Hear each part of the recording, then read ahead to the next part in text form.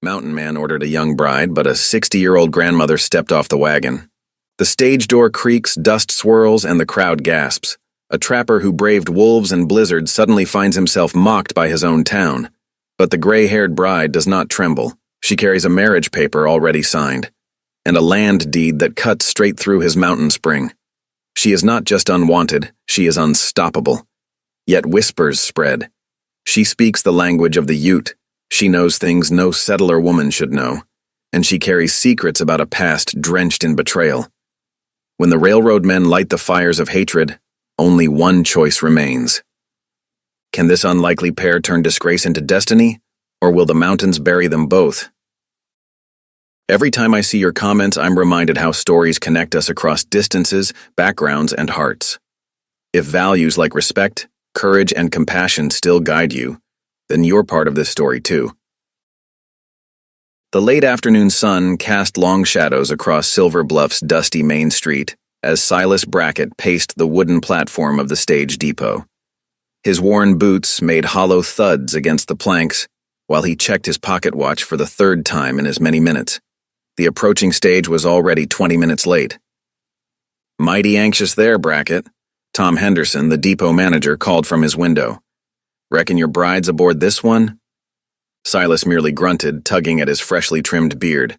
He'd spent the morning trying to tame his usually wild appearance, even donning a clean shirt and his least patched trousers. The thought of finally meeting his mail-order bride set his stomach churning. The distant rumble of wheels and the cloud of dust rising above the cottonwoods announced the stage's approach. Silas straightened his back, squinting into the setting sun. He pictured the young woman he'd been corresponding with these past months. Someone strong enough for mountain life, but gentle enough to make a real home. Someone to give him children, to carry on his name. As the stage rolled closer, townsfolk began gathering. Mrs. Peterson from the general store stepped out onto her porch. The blacksmith wiped his hands on his apron and ambled over. Even Sheriff Wade emerged from his office, thumbs hooked in his belt. "Here to welcome the new Mrs. Brackett," the sheriff called out with a knowing smile. The stage creaked to a halt, brake chains rattling. Silas's heart hammered as the driver, old Pete Maxwell, climbed down to open the door. A hush fell over the growing crowd. "Watch your step now, ma'am," Pete said, offering his hand. A black-gloved hand emerged, gripping both Pete's assistants and a wooden cane. Then, to Silas's utter shock, a woman with silver hair stepped carefully down. She wore a neat traveling dress of dark blue, her bearing straight despite the cane. But there was no mistaking the age lined into her dignified face. She had to be 60 if she was a day. Someone in the crowd snickered. The sound grew, rippling through the onlookers until several were openly laughing. Silas felt his face burning hot as summer noon. "There must be some mistake," he growled, striding toward Pete. "Where's the rest of the passengers?" "Just the lady," Pete said, already untying luggage from the top of the stage. "Mrs. Eleanor Whitcomb, bound for Silver Bluff." "I'm Eleanor Whitcomb," the woman said, her voice clear and steady despite the growing laughter. "And you must be Mr. Brackett." Silas whirled to face her. "This is impossible.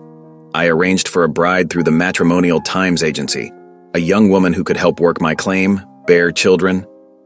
"I have the contract right here," Eleanor interrupted, reaching into her reticule to withdraw several folded papers.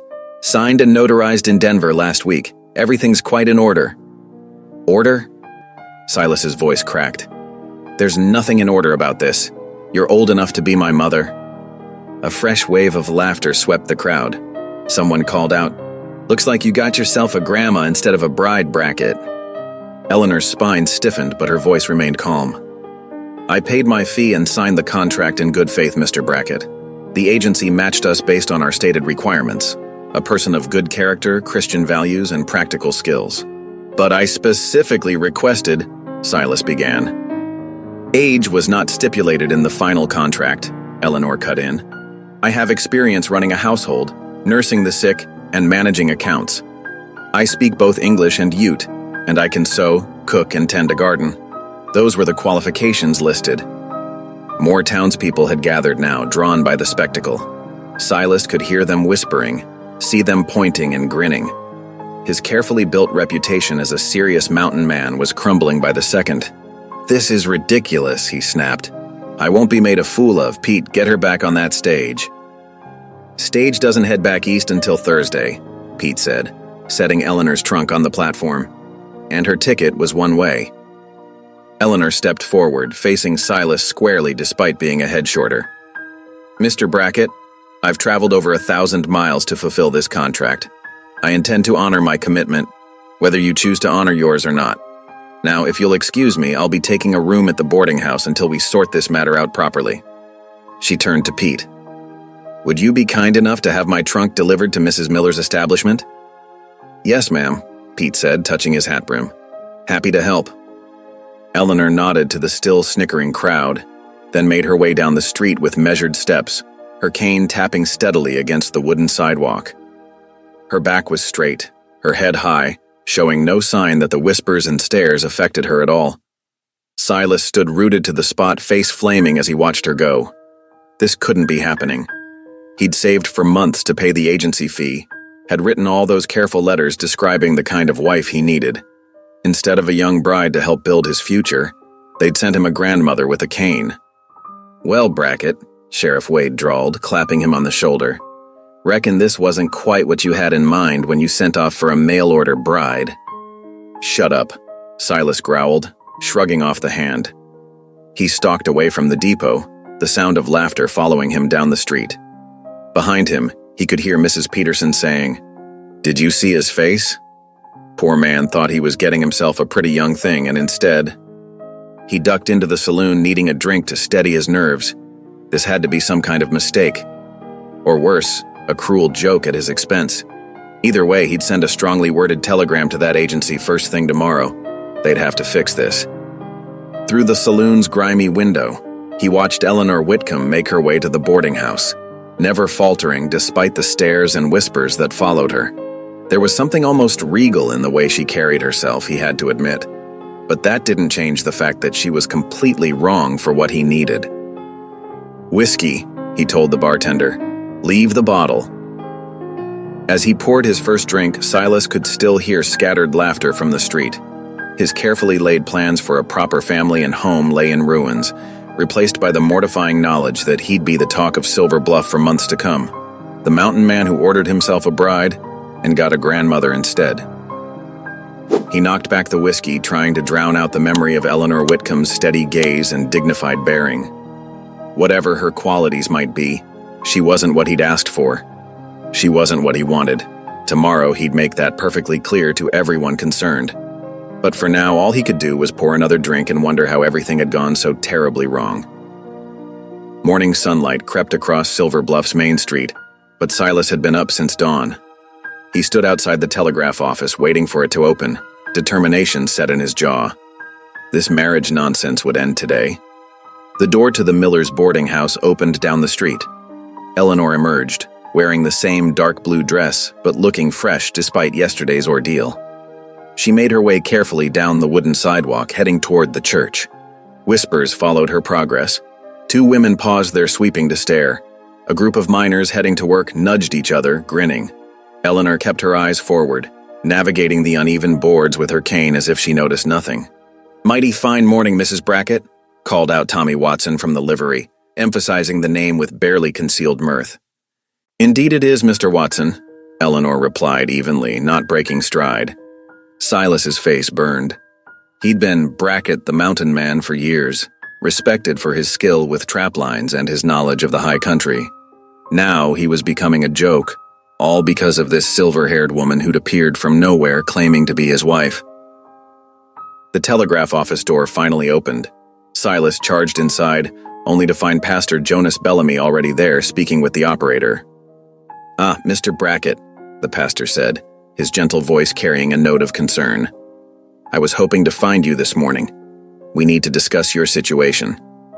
"Nothing to discuss," Silas growled. "I'm sending a wire to that agency demanding they fix their mistake." Pastor Bellamy shook his head. "I'm afraid it's not that simple. You see, I've already received confirmation from the agency's representative in Denver. The marriage contract was properly filed and registered with the territorial authorities last week." Silas felt the blood drain from his face. "What?" The contract you signed gave the agency authority to act on your behalf, the pastor explained. When Mrs. Whitcomb signed her portion in Denver, it became binding. You are, in the eyes of both law and church, married. No! Silas slammed his hand on the counter, making the telegraph key rattle. I won't accept this. They tricked me. Lower your voice, please, Pastor Bellamy said firmly. Whatever the circumstances, Mrs. Whitcomb is now your lawful wife. Christian decency requires that you provide her shelter and protection. Christian decency? Silas barked out a harsh laugh. What about decent business practices? I paid for a young bride, not a what, Mr. Brackett? Eleanor's voice came from the doorway. She stood there, one hand on her cane, the other holding a small prayer book. A grandmother? Yes, I am that. I'm also the woman who answered your advertisement honestly and in good faith. Pastor Bellamy stepped forward. Mrs. Brackett, I was just explaining to your husband that your marriage is legally binding. Yes, I expected as much, Eleanor said calmly. The agency was quite thorough with the paperwork. Silas wanted to rage at her calm acceptance, but something in her steady gaze made him hold his tongue. Instead, he turned back to the pastor. There must be some way to undo this. Divorce would require proving fraud or misconduct, Pastor Bellamy said, since age requirements weren't specified in the contract, and Mrs. Whitcomb was honest about her qualifications. He spread his hands helplessly.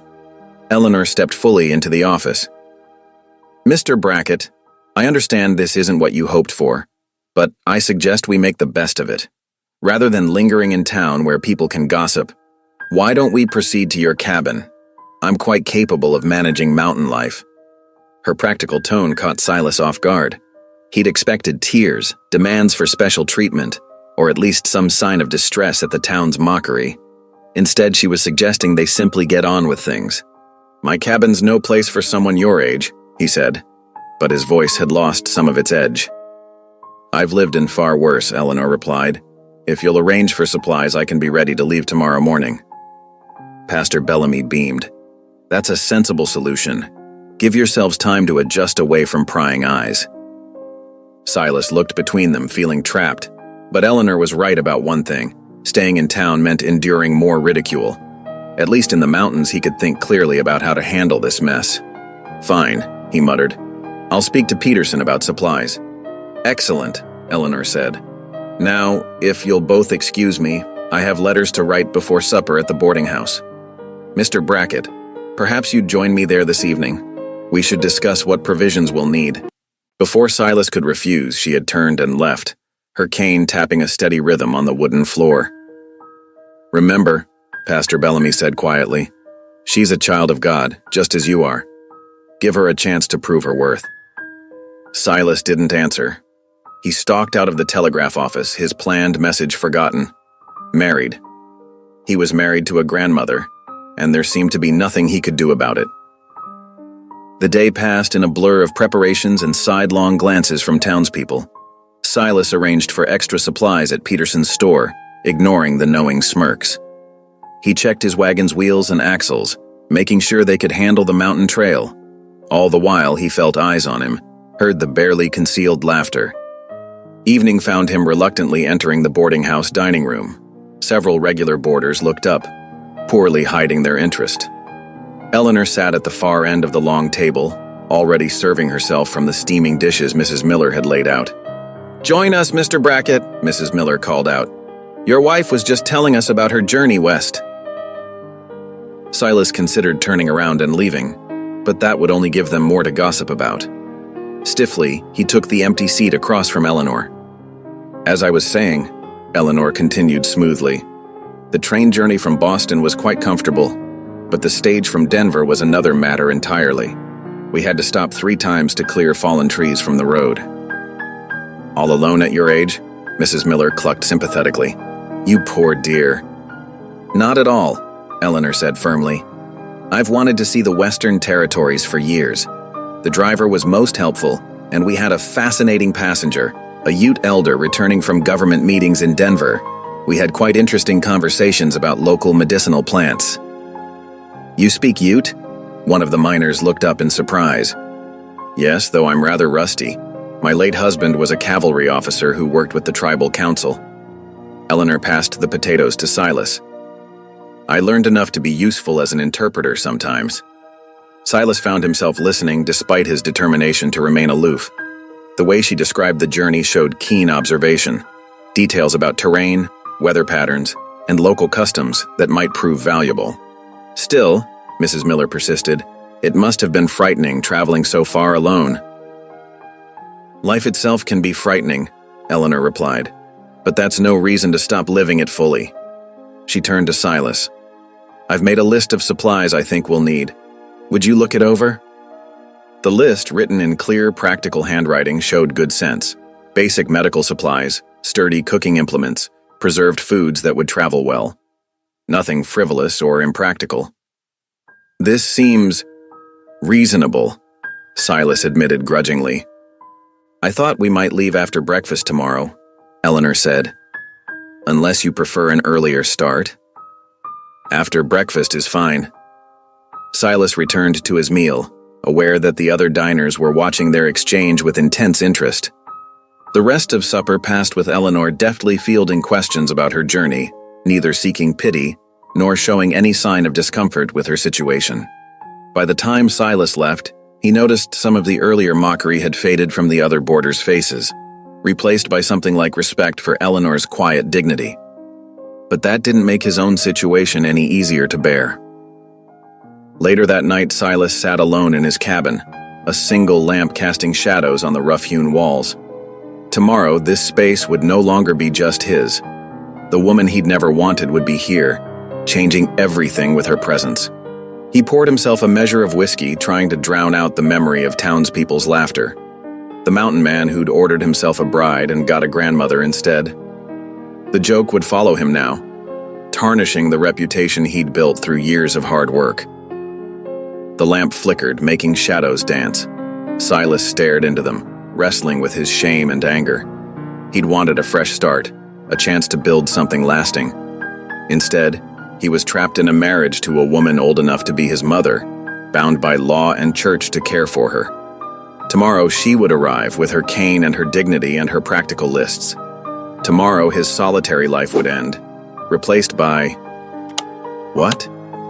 He couldn't imagine. All he knew was that it wasn't what he'd planned, wasn't what he'd wanted, wasn't what he'd dreamed of during those long mountain nights. The whiskey burned his throat, but it couldn't burn away his dread of what the morning would bring.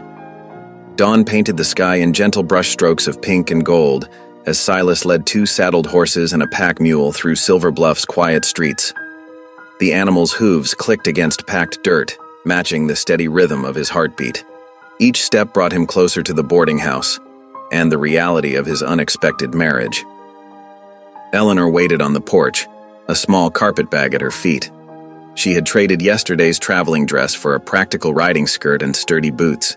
Her silver hair was neatly pinned beneath a wide-brimmed hat, ready for the mountain sun.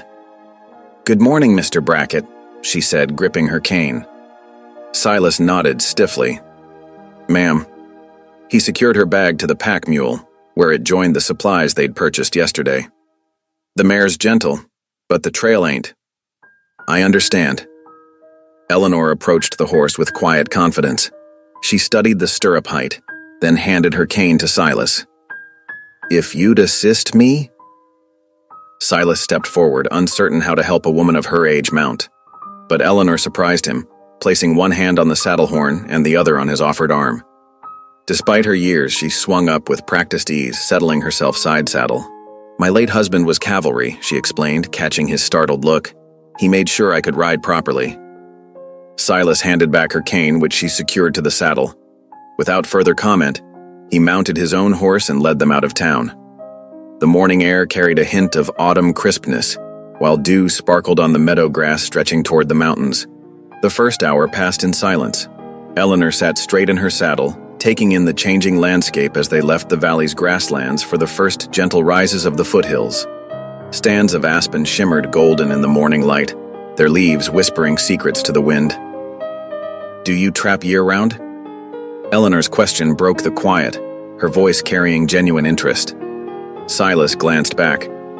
"Depends on the season. Beaver's best in spring before summer pelts thin out. And winter. Mostly hunting then, Deer and elk keep me fed. Sometimes I guide hunting parties from back east, city folk who want to play mountain man for a week. A smile touched Eleanor's lips. That must be interesting work. Interesting ain't exactly the word I'd use.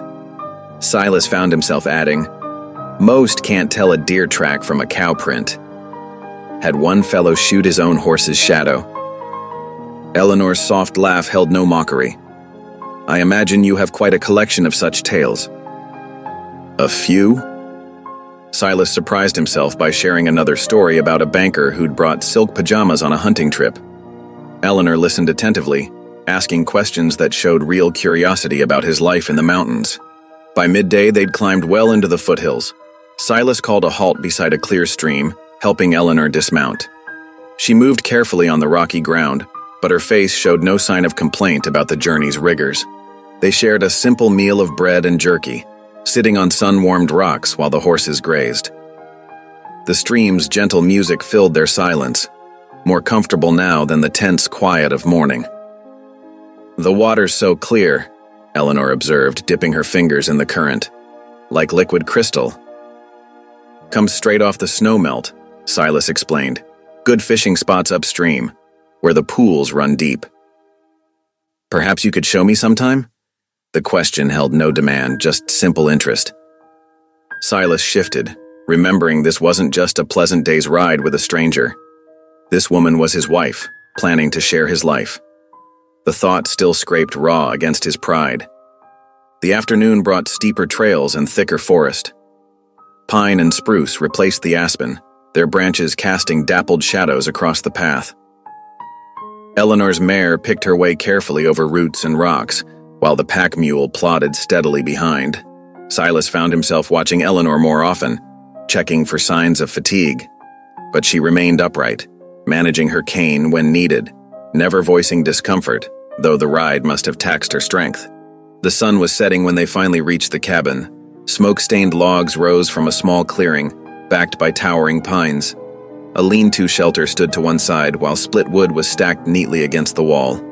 It wasn't much, just one room with a stone fireplace, but it had served Silas well enough these past years.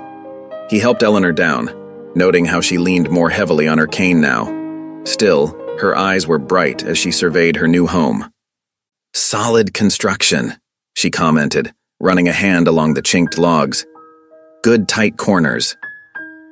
Silas busied himself unloading the pack mule, uncertain how to respond to her calm acceptance. Most women would have balked at such basic accommodations. Even the hunting party's wives, who claimed to want wilderness adventure, complained about the rough conditions. Inside, Eleanor studied the cabin's sparse furnishings, the narrow bed, the rough table and single chair, the few tin plates stacked on wooden shelves. Her gaze lingered on the fireplace's cold stones. Would you like me to start a fire while you tend to the animals? She asked practically. Silas nodded, grateful for the excuse to escape outside. By the time he'd unsaddled the horses and secured them for the night, lamplight glowed through the cabin's single window. The sight stopped him. How many years had he returned to dark windows? When he entered, the cabin felt different. Eleanor had swept the floor with a rough broom, arranged their supplies on the shelves, and laid out her bedroll near the now crackling fire. The space seemed more orderly, as if her presence alone had transformed it from a hunter's den to something approaching a home. She looked up from where she knelt, spreading a clean cloth over the table. I hope you don't mind. I thought we could use a bit more organization. It's your home now, too, Silas managed, the words feeling strange in his mouth. Evening settled around them as they shared a simple supper of beans and bread. Eleanor asked a blessing before they ate, something Silas hadn't done since leaving his mother's table as a boy. Afterward, she insisted on washing the few dishes, her movements efficient despite her obvious weariness. When the tasks were done, Eleanor retrieved a worn Bible from her carpet bag. She knelt beside her bedroll, silver head bowed in prayer. Her whispered words carried in the cabin's quiet, Lord, thank you for safe passage in this shelter. Guide us as we build a new life here. Grant us wisdom, patience, and open hearts. Amen. Silas lay in his bed, watching firelight play across the ceiling. His wife's steady breathing soon joined the familiar night sounds. Wind in pine boughs, distant owl calls, the creek's endless song. Everything had changed, yet somehow the cabin felt more peaceful than before. He thought of how Eleanor had handled the day's journey without complaint, how she'd shown genuine interest in his work, how she'd immediately started making his rough cabin more livable. Not like a city woman forced to endure wilderness, but like someone who truly meant to build a life here. Sleep came slowly as Silas pondered the strange turns life could take. He'd wanted a young bride to ease his loneliness and give him sons. Instead, he'd gotten a silver-haired woman with quiet strength and dignity. What that would mean for his future, he couldn't say. Morning sunlight streamed through the cabin's single window, casting long shadows across the rough-hewn floor. Eleanor sat at the table, carefully lifting the brass latches on an old traveling trunk. The hinges creaked as she opened it, revealing neatly folded clothes and bundles of yellowed papers tied with faded ribbon. Silas stirred the coffee pot hanging over the morning fire, watching from the corner of his eye as Eleanor extracted several documents from beneath a stack of linens. The papers rustled as she smoothed them on the table. "There's something we need to discuss," Eleanor said, her voice steady but gentle. She gestured to the other chair. "Please, sit with me a moment." Silas brought 2 tin cups of coffee to the table, settling into the chair with reluctance. The serious look in Eleanor's eyes made his stomach tighten. "My late husband James worked as a surveyor for the territory," she began, arranging the papers before her. "Back in '48, he filed a claim on a parcel of land in these mountains." She paused, drawing a deep breath. "I only recently found these documents while sorting through his estate before coming west." Silas's hand froze halfway to his coffee cup. "What kind of claim?" Eleanor slid one of the papers forward. The document was weathered but official, bearing territorial seals and careful surveyor's notes. "It's a deed, properly filed and recorded. The claim covers approximately 80 acres including—" She hesitated. "Including the spring that feeds this creek, and much of the southern valley where you trap." The coffee cup clattered as Silas set it down hard. "You planned this," he accused, his voice rough with anger. "You knew all along." "No." Eleanor's denial was firm but calm. "I discovered these papers just weeks before answering your advertisement. I had no idea your cabin was here until we arrived yesterday." "Mighty convenient timing," Silas growled, pushing back from the table. He paced the small cabin, boots striking the floorboards heavily. "First you trick yourself into being my wife, now this?" Eleanor's spine straightened. "I did not trick anyone. The marriage arrangement was honest and legal. As for the deed," she tapped the document, "I'm telling you now, openly, because I believe in dealing truthfully." "Truth?" Silas barked a harsh laugh. "Truth is you're trying to steal my trapping grounds." "I'm trying to find a peaceful way forward," Eleanor corrected. She remained seated, her hands folded calmly on the papers. "This land legally belongs to both of us now. We can fight over it, or we can work together." Silas grabbed his coat from its peg. "I'm riding to town, going to sort this out proper with the land office." He yanked the door open, letting in a blast of cool mountain air. "Don't expect me back soon." The door slammed behind him, leaving Eleanor alone with her papers and cooling coffee. She bowed her head, lips moving in silent prayer. The ride to Silver Bluff took most of the morning. Silas pushed his horse harder than necessary, fury driving him down the mountain trails. By the time he reached the land office, sweat darkened his shirt despite the cool autumn air. Clerk Edwin Rowley looked up from his desk as Silas burst in, scattering dust motes in the shaft of window light. The clerk's neat appearance, pressed shirt, ink-stained fingers, wire-rimmed spectacles, seemed to mock Silas's trail-worn state. "Mr. Brackett," Rowley acknowledged, marking his place in a thick ledger. "What brings you to town?" Silas slapped Eleanor's deed onto the desk. "Need you to look at this. Tell me if it's real." The clerk carefully unfolded the document, adjusting his spectacles. His fingers traced each line methodically, comparing details to his records.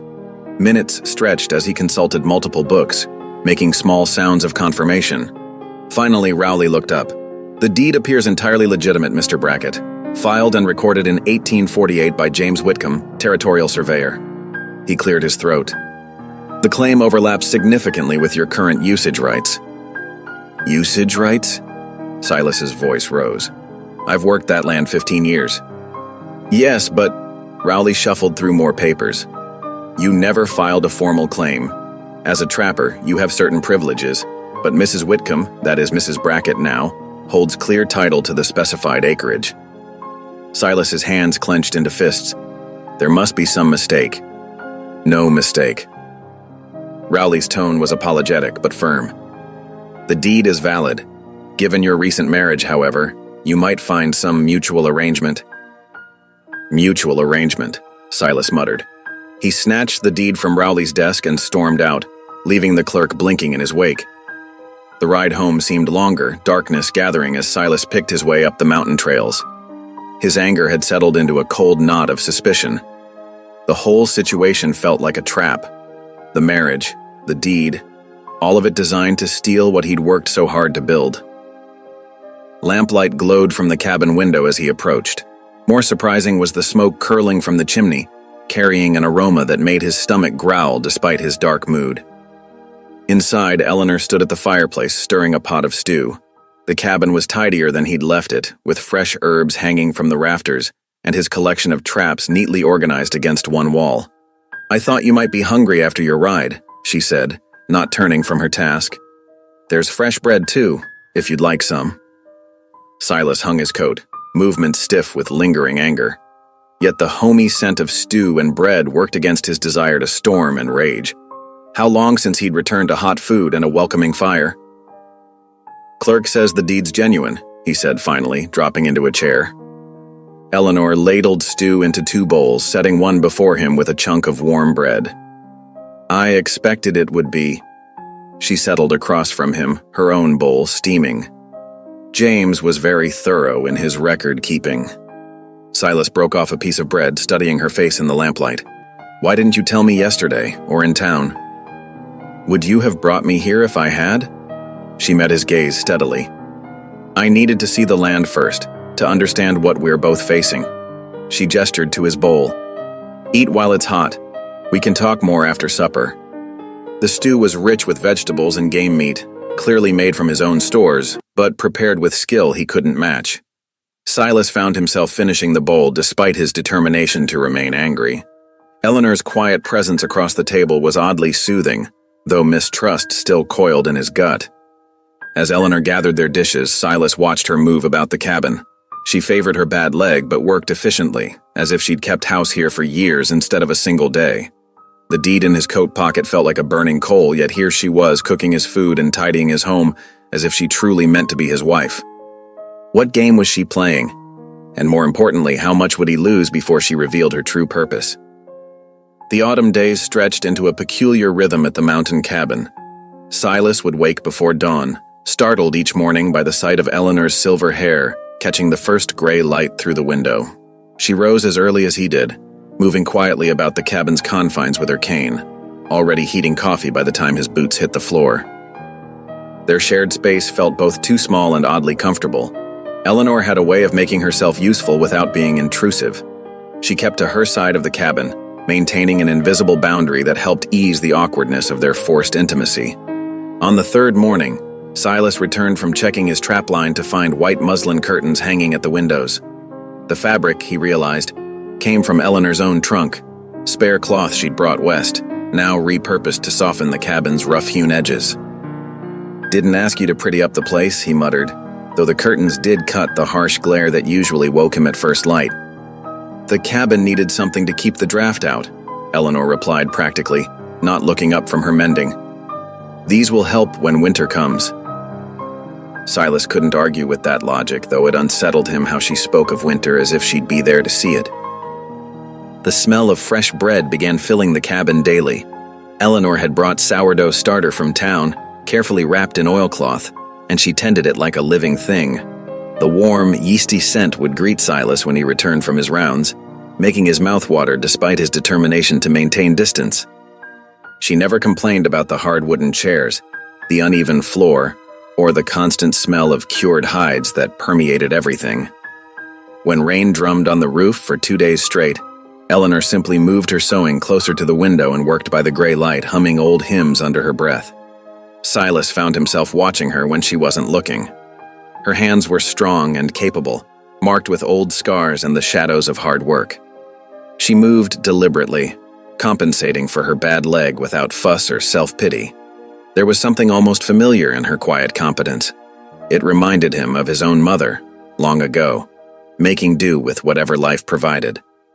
One crisp morning, as Silas cleaned his rifle on the cabin's small porch, voices carried up the trail. Women's voices, speaking in the measured tones of the Ute language. His hand tightened on the rifle stock, though he knew the local band was peaceful enough if treated fairly.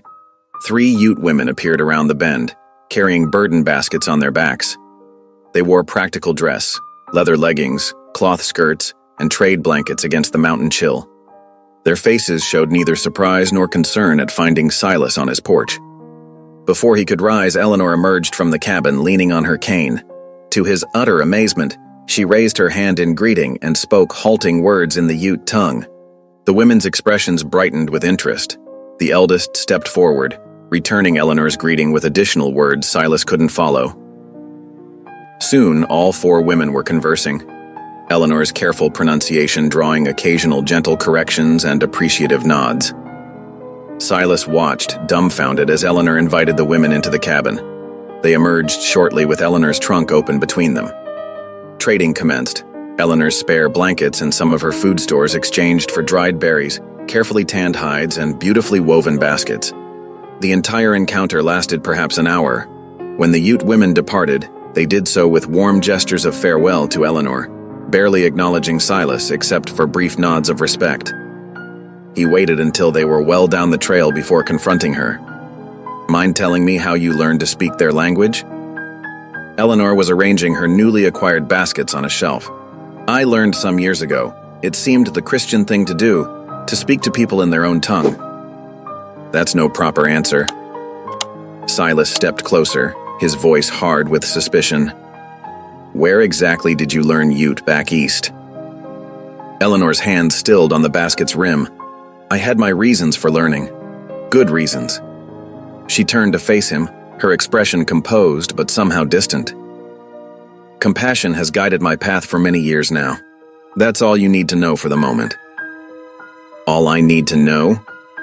Silas's laugh held no humor. "You show up here, claim half my land, and now you're trading with the Utes like you've known them all your life. I reckon I need to know a sight more than that." "Perhaps you do." Eleanor's voice remained steady.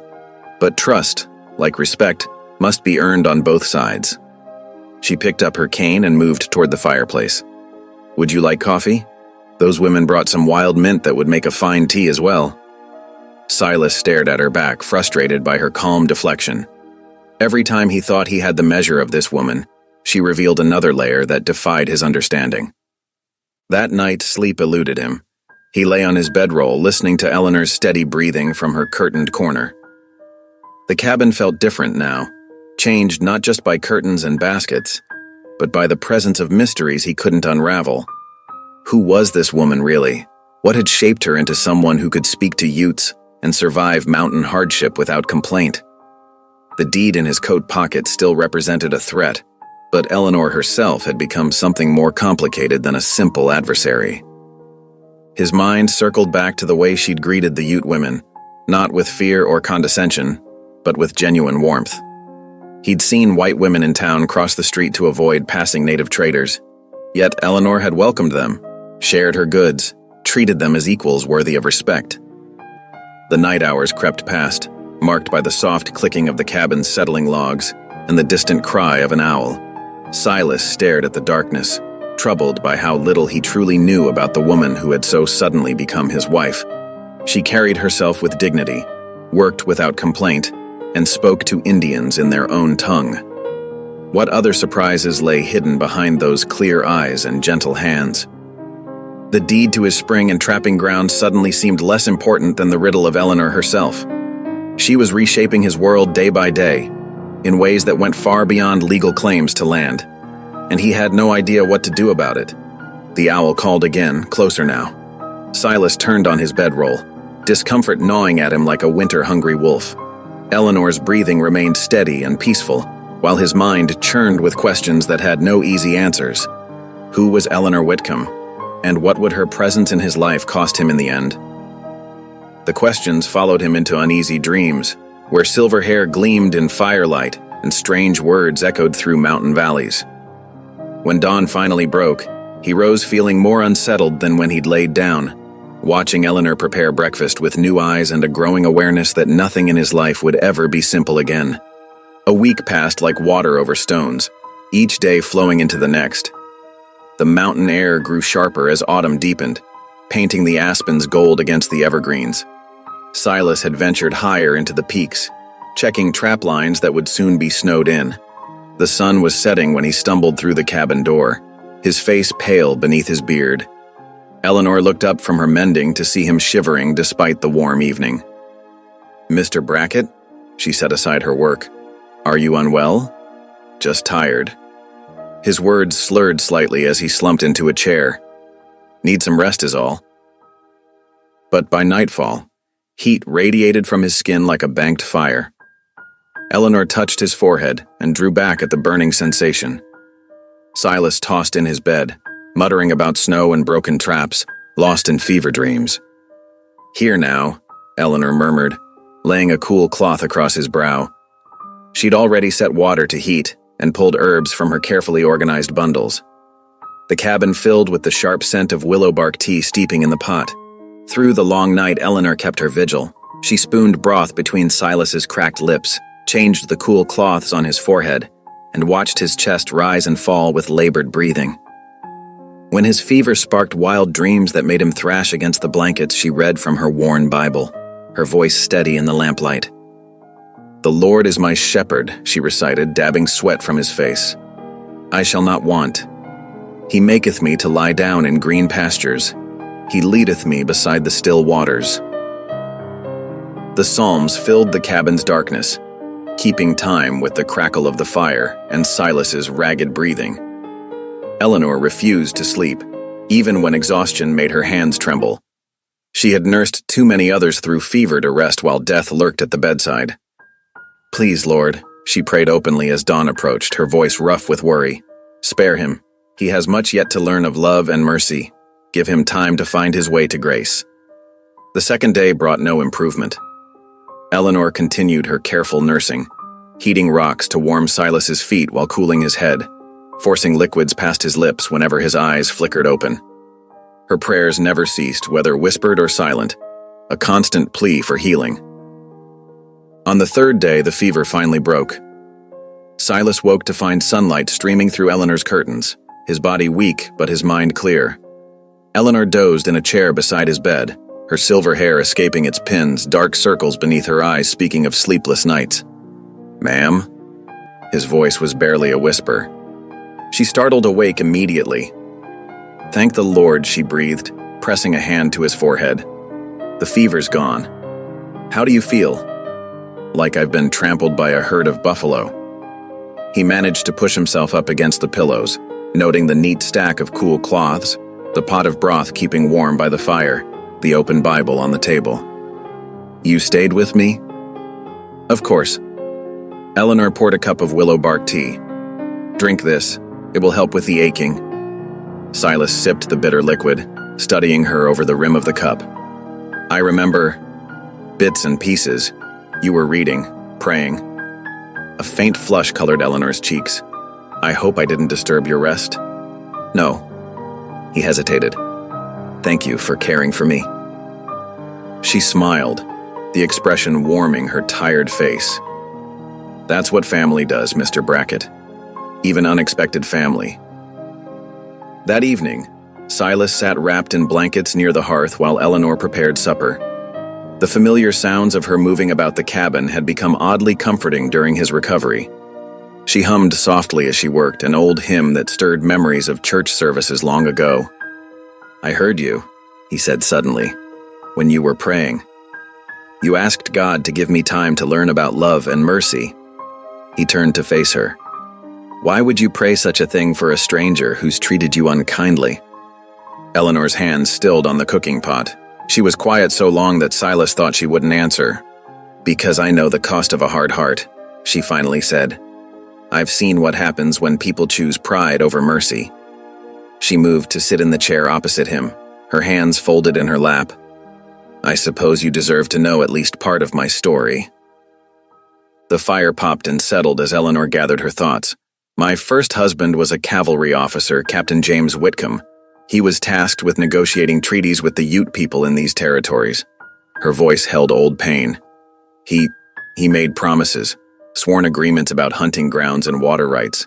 But when pressure came from settlers and mining interests, he broke every promise he'd made. Silas leaned forward, watching her face in the firelight. There was bloodshed, Eleanor continued quietly. Ute families lost their homes, their hunting grounds, their very lives because my husband valued his advancement over his honor. Her fingers twisted together. I've spent years trying to make amends in what small ways I can.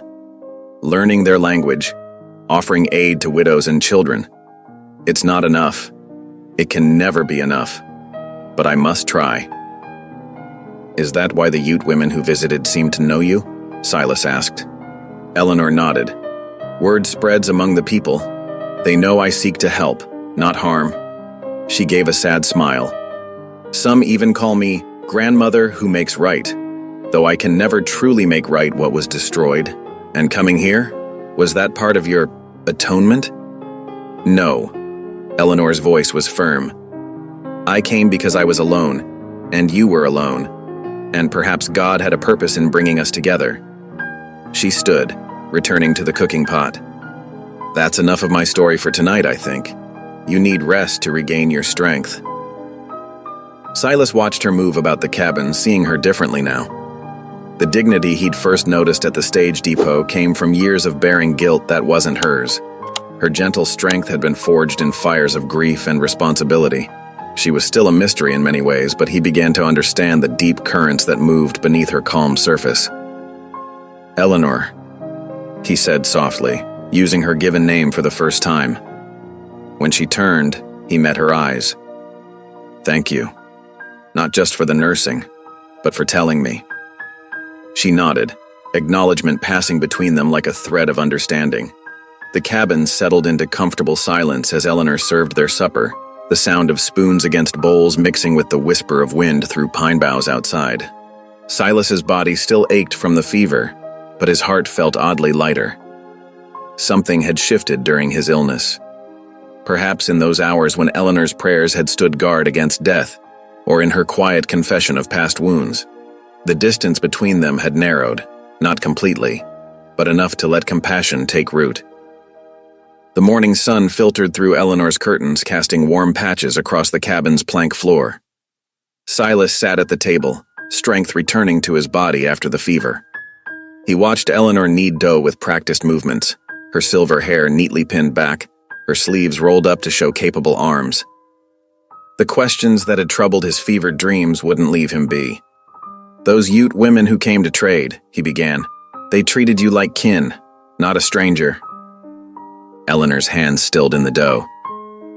Yes, she said quietly. We share a history, though they don't know the full truth of it. Tell me.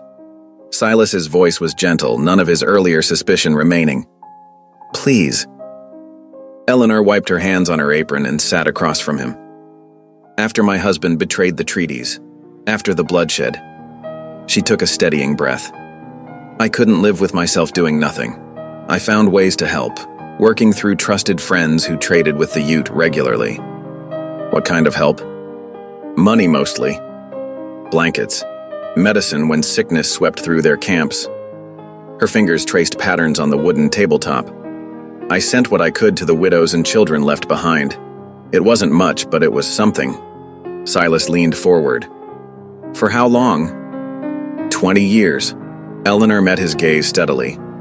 Every month, whatever I could spare went west. Sometimes I'd go without new clothes or meat on my table, but I never missed a sending. 20 years, Silas breathed, and no one knew. A small smile touched Eleanor's lips. A few did. Good people who helped me get the supplies where they needed to go. But mostly no. It wasn't about recognition. It was about... She paused, searching for words. Making things right, Silas finished softly.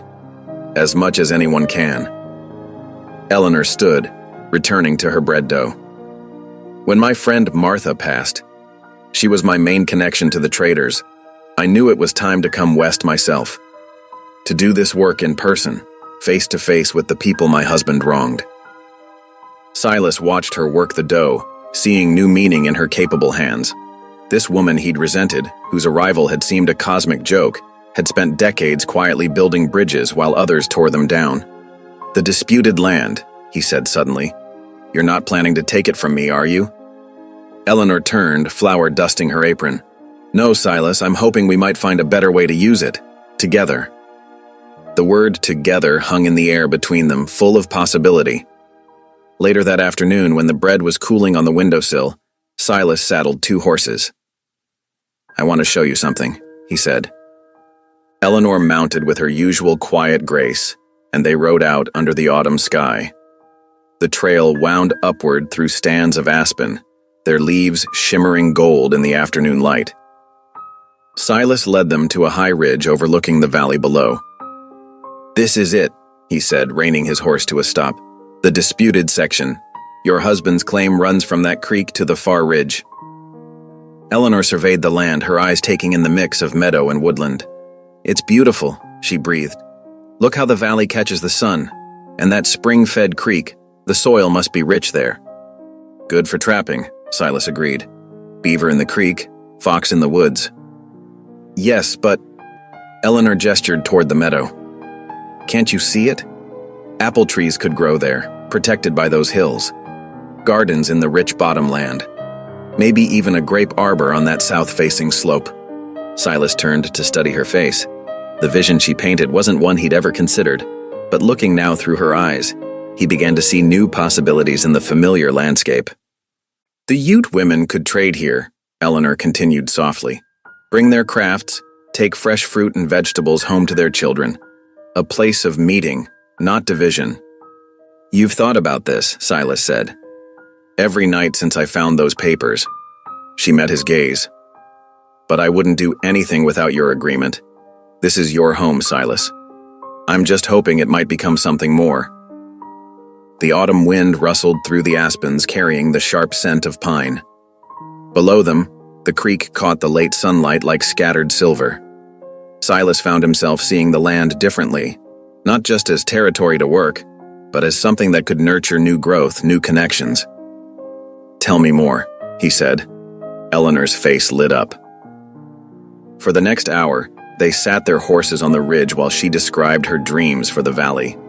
Silas listened, asking questions, offering suggestions about water flow and winter protection. The land between them became a shared vision rather than a source of conflict. As the sun began to sink, they rode home in comfortable silence. The cabin welcomed them with the smell of fresh bread and wood smoke. Eleanor set about preparing their evening meal while Silas tended to the horses, each moving in the familiar rhythm they'd developed. Over supper, they didn't speak of the future directly, but something had shifted between them, like earth after spring thaw, softened, ready for new growth. Silas watched Eleanor butter her bread, remembering how she'd cared for him during his fever, how she'd prayed through the long nights. The woman who'd stepped down from that stagecoach was no longer a stranger to be resented, but a partner in possibility. "The bread turned out well," he offered. "Thank you." Eleanor's smile was warm in the lamplight. "Tomorrow I thought I might try biscuits." "I'd like that." They continued eating, the quiet broken only by the clink of spoons and the pop of the fire. Outside, a lone coyote called, its voice carrying across the darkening valley. Eleanor cocked her head to listen. "They always sound so lonely," she said. "Not lonely," Silas corrected gently. "They're calling to their pack, letting them know where home is." Eleanor's eyes met his across the table, understanding passing between them like a current. Neither spoke of it, but both felt the weight of the moment. Two solitary souls beginning to find their way towards something that might become home. The evening settled around them like a comfortable blanket. Eleanor cleared the dishes while Silas banked the fire for the night. Their movements in the small cabin had become a kind of dance, each knowing the other's rhythms, each making space for the other's presence. Later, as Eleanor sat mending by lamplight and Silas cleaned his rifle, the comfortable silence was broken only by the whisper of thread through fabric and the soft click of metal parts. The woman he'd once seen as an unwelcome intruder had become, what? A partner? A friend? Something more that he wasn't ready to name? Silas watched her skilled hands with the needle, remembering how those same hands had soothed his fever, how they'd shaped bread dough, how they'd gestured with quiet passion as she described her vision for the valley. 20 years of secret giving had shaped those hands, had shaped the heart of the woman who now shared his home. The lamplight caught the silver in Eleanor's hair, reminding him of aspen leaves in sunlight. She hummed softly as she worked, an old hymn that seemed to wrap around them both like a blessing. Outside, the coyote called again, and this time, from somewhere in the darkness, another voice answered. The autumn morning dawned clear and cool, dew sparkling on the cabin's rough-hewn logs. Eleanor stood at the wash basin, hands deep in sudsy water, when the sound of approaching hoofbeats made her pause. Through the window, she spotted a rider coming up the trail, not the usual rough-clothed trapper or trader, but a man in a fine eastern suit, riding a sleek bay horse. Silas stepped out onto the porch, rifle held casually but ready. The stranger dismounted with practiced ease, his polished boots raising little dust. He removed his hat with a flourish, revealing steel-gray hair and a smile that didn't quite reach his eyes. "Mr. Brackett?" The man's voice carried the smooth polish of city boardrooms. "I'm Darius Kellerman, representing the Denver and Rio Grande Railroad Company." He extended a gloved hand, which Silas didn't take. Eleanor dried her hands and stepped outside, her cane tapping softly on the wooden boards. Kellerman's eyebrows rose slightly at her appearance. "Ah, and this must be Mrs. Brackett. I'd heard there was a recent marriage." His pause spoke volumes. "State your business," Silas said flatly. Kellerman reached into his saddlebag and withdrew a leather portfolio. "I'll be direct. The railroad's surveyed route runs through this valley, right through both your claims, in fact." He spread a map across the porch railing. "We're prepared to offer fair compensation for the land." Eleanor moved closer, studying the map. "Both our claims?" "Oh, yes." Kellerman's smile widened.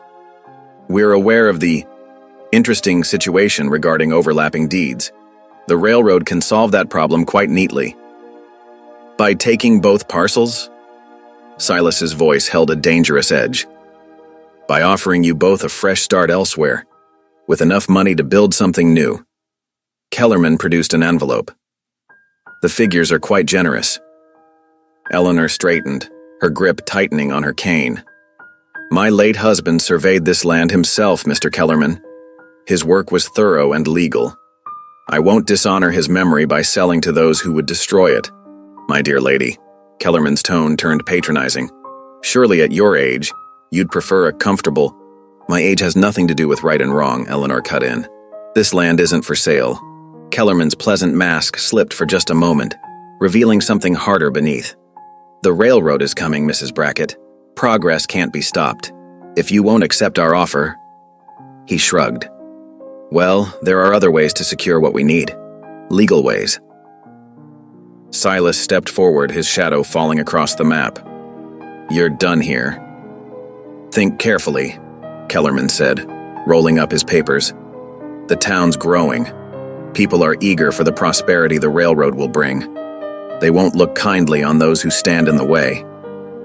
His gaze shifted to Eleanor, especially those who seem more concerned with other interests.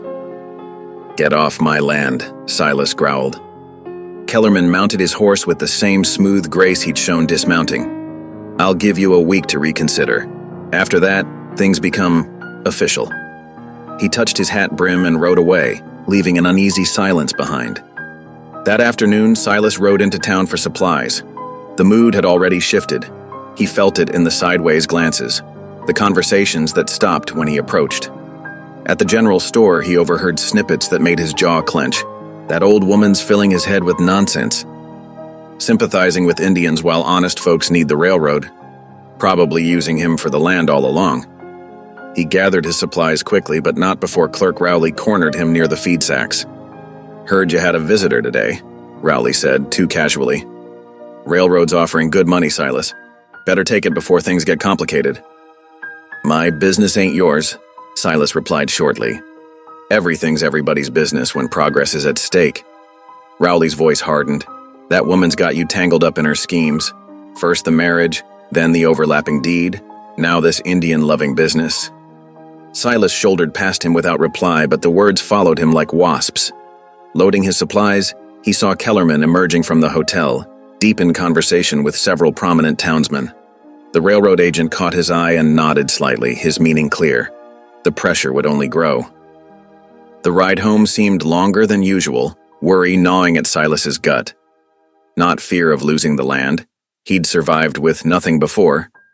No. What ate at him was the familiar taste of scorn, the sideways glances, the whispered mockery. He'd come to these mountains partly to escape such things, and now they were back, stronger than ever.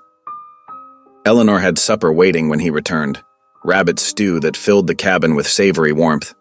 She took one look at his face and set down her spoon. The town's turned, hasn't it? Silas nodded, pushing his bowl aside. Kellerman's been busy. They're calling you a troublemaker, saying you're... He couldn't finish. Saying I'm using you? Filling your head with dangerous ideas? Eleanor's voice was gentle. Standing in the way of their notion of progress? I've dealt with their scorn before, Silas said roughly. When I first came here, when my ways weren't their ways. But this is different. The whole town's united behind the railroad. They'll make life hard for anyone who opposes it. Eleanor reached across the table and laid her hand on his arm. Silas, look at me. He met her eyes reluctantly, seeing not pity but steady strength. Truth isn't measured by how many voices shout it down, she said firmly. What's right doesn't become wrong just because it's unpopular. I learned that watching my husband break treaties for the sake of progress. Her fingers tightened slightly. We have to stand for what's true, even when we stand alone. Even against the whole town? Especially then. Eleanor's eyes held his. Because that's often when truth needs defenders most. Silas covered her hand with his own, feeling the warmth of her conviction steady him. Outside, a coyote called in the gathering dusk, a lonely sound, but clear and unafraid. Inside the cabin, two people who had been strangers now found themselves unlikely allies against forces bigger than themselves, bound together by something stronger than mere paper deeds or marriage contracts, the courage to stand for what they believed in, whatever the cost. The Sunday morning dawned bright but carried an unsettling chill. Eleanor smoothed her best dress, faded but clean, while Silas hitched the horses. They'd decided to attend services together, though neither spoke of how the town might receive them. The wooden church sat proudly on Silver Bluff's main street, its white-painted boards gleaming in the morning sun. As Silas helped Eleanor down from her horse, the usual friendly chatter on the church steps died away. Women drew their children closer. Men suddenly found their boot tips fascinating. Good morning, Eleanor said clearly, her head high as she accepted Silas's arm. A few mumbled replies followed them up the steps. Inside, the familiar scent of beeswax candles and pine floors welcomed them. Sunlight streamed through plain glass windows, catching dust motes in golden beams. But even here, whispers followed like autumn leaves. Bold as brass coming here.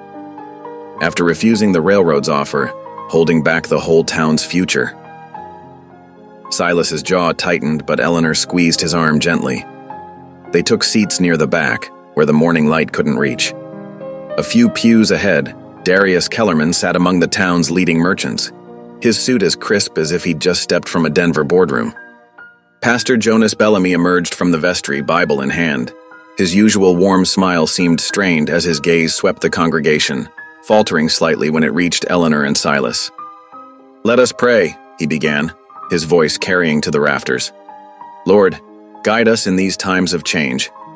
Help us honor our commitments, to you, to each other, and to the progress you have ordained for our community." Silas felt Eleanor stiffen beside him. The pastor's emphasis on commitments hung heavy in the air. Throughout the sermon, Bellamy's words danced around the issue consuming the town. He spoke of Abraham's covenant, of binding promises, of sacrifice for the greater good.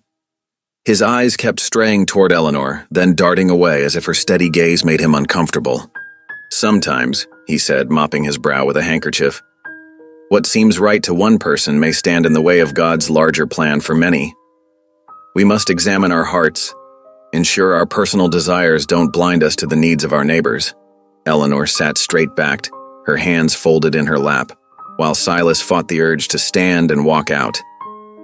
The message couldn't have been clearer if Bellamy had named them outright.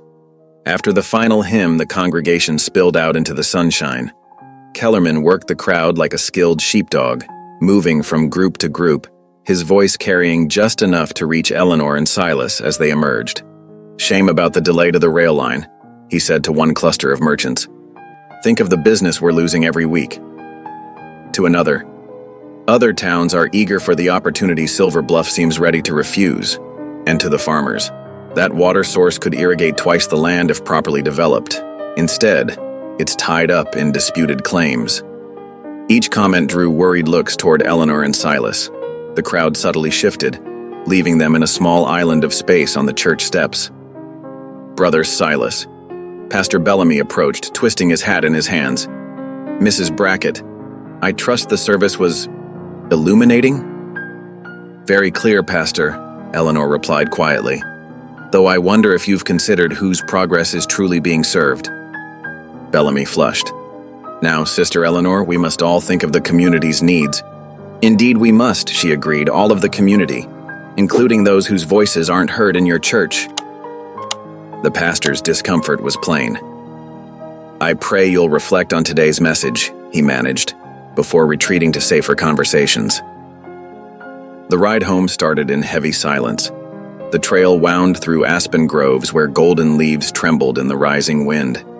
Dark clouds gathered over the mountains, promising rain. Around a bend, they encountered several Ute families moving camp, their horses loaded with supplies and household goods. Eleanor reined in, speaking soft words of greeting in their language. The travelers' faces brightened with recognition. An elder woman dismounted, approaching Eleanor with dignity. They spoke for several minutes, gestures filling gaps in vocabulary. Silas watched, amazed, as the natural wariness he usually saw in native eyes melted away. They trusted Eleanor in a way they'd never trusted him, despite his years in these mountains. The Ute woman pressed something into Eleanor's hands, a small pouch of seeds, Silas realized, before the group moved on. Eleanor tucked the gift carefully into her saddlebag, her eyes distant. "What sort of seeds?" Silas asked, breaking their long silence. "Squash," Eleanor replied. "The kind that stores well through winter. She said her people have grown them here for generations." She looked at him directly. The railroad's route would cut right through their traditional planting grounds. Silas nodded slowly, understanding more with each passing day. They reached the cabin as the storm rolled in. Thunder growled across the peaks while they tended the horses and hurried inside. Eleanor lit the lamps while Silas built up the fire. Wind rattled the roof timbers as they sat down to a simple supper of bread and beans. Neither spoke of the day's events, but the silence between them had changed. It was no longer the awkward quiet of strangers forced together, but something more like understanding. As thunder crashed overhead, Silas studied Eleanor's face in the lamplight. The woman he'd once resented as an unwanted burden now sat at his table as an ally, perhaps the only one he had left. Eleanor seemed to read his thoughts. "The town will only grow colder toward us," she said softly. "Reckon so." Silas broke off a piece of bread. "Kellerman knows his business, turning neighbor against neighbor. Are you afraid?" The question caught him off guard. Not of Kellerman, not of losing the land even. He struggled to find the words. But the way they look at us now, like we're something wrong that needs fixing. "Ah." Eleanor's eyes held compassion, the weight of standing alone. "You seem to bear it well enough." "Practice," she said with a slight smile. "And conviction that what's right matters more than what's popular." She reached across the table and touched his hand. "We're not truly alone, Silas. God sees. The truth stands. And we have each other now." The wind howled outside, but inside the cabin something sturdy was taking root, stronger than deed papers or marriage certificates. As the storm raged on, Silas and Eleanor sat in companionable silence, two outcasts finding unexpected shelter in each other's strength. Thunder rolled again, closer now, while rain drummed on the roof. The sound matched the turbulent mood in Silver Bluff, where winds of change were rising. But here in the lamplit cabin, Silas felt an unfamiliar peace. Whatever storm was coming, they would weather it together. Dawn broke over the mountains, painting the lingering storm clouds in shades of amber and rose. Puddles dotted the muddy ground around Silas's cabin, reflecting the clearing sky like scattered mirrors. The storm's fury had passed, but the air still held its damp weight, heavy with the scent of wet pine and sodden earth. Silas stood at his cabin door, surveying the damage. Broken branches littered the clearing, and a section of split-rail fence lay toppled near the corral. Eleanor moved quietly behind him, already at work sweeping water from the porch boards. The sound of approaching hoofbeats drew their attention. Young Tommy Watson, the storekeeper's son, rode hard into the yard, his horse's flanks lathered with sweat. "Mr. Brackett," Tommy called out, reining up sharp. "Your line shack, the one up on Eagle Ridge, it's burning." Silas's face darkened. "Burning, you say?" "Yes, sir." Tommy nodded, catching his breath. "Saw the smoke while I was checking our cattle. Flames reaching high as treetops." Eleanor stepped forward, her hand touching Silas's arm. "Be careful," she said softly. Silas nodded grimly.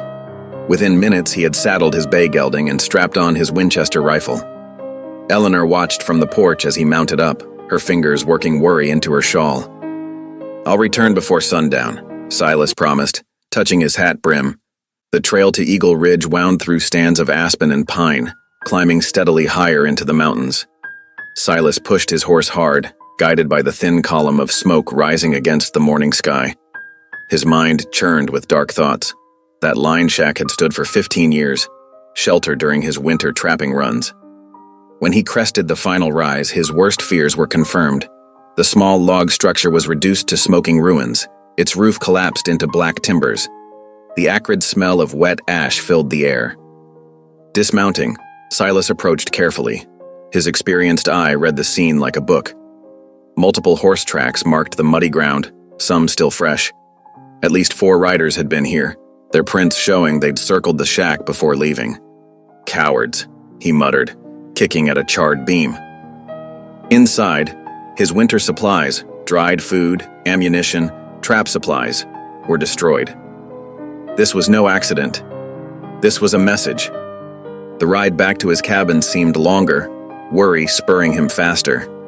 Something felt wrong in the heavy air, in the unusual quiet of the forest. When he finally emerged from the tree line, his heart nearly stopped. A group of mounted men, at least 15 strong, crowded his yard. Their horses stamped nervously in the mud as voices rose in anger. At their center stood Darius Kellerman, his fine coat somehow spotless despite the mess. Eleanor stood on the porch, straight-backed despite her cane, facing down the mob with quiet dignity. "There he is," someone shouted as Silas approached. "The Indian lover's husband." Kellerman raised his hand for quiet. "Mr. Brackett, we've come to address a serious matter. Your wife has been corresponding with certain undesirable elements. Letters were found, proving she's been passing information to the Ute." "That's a lie," Silas growled, dismounting. "We have proof," Kellerman continued smoothly. "She's been undermining progress, working against the railroad's interests. For the good of the community, she must leave. Today." Eleanor's voice carried clearly across the yard. "I've done nothing wrong. My letters were to missionary friends concerning aid for widows and children." "Aid for savages," someone spat, "while honest folks suffer." The mob pressed closer. Silas saw familiar faces twisted with anger. Men he'd known for years, traded with, shared drinks with. Now they looked at him like a stranger, like an enemy. "She's not leaving," Silas declared, his hand moving toward his rifle. Everything happened at once. 2 men rushed forward, grabbing Eleanor's arms. She cried out in surprise as they dragged her from the porch, her cane clattering to the ground. Others moved to block Silas's path. In one fluid motion, Silas raised his Winchester, leveling it at the nearest man's chest. "Let her go," he commanded, his voice deadly quiet. "Silas, no," Eleanor called out. Despite rough hands holding her, her voice remained steady. "Please, no bloodshed, not for my sake."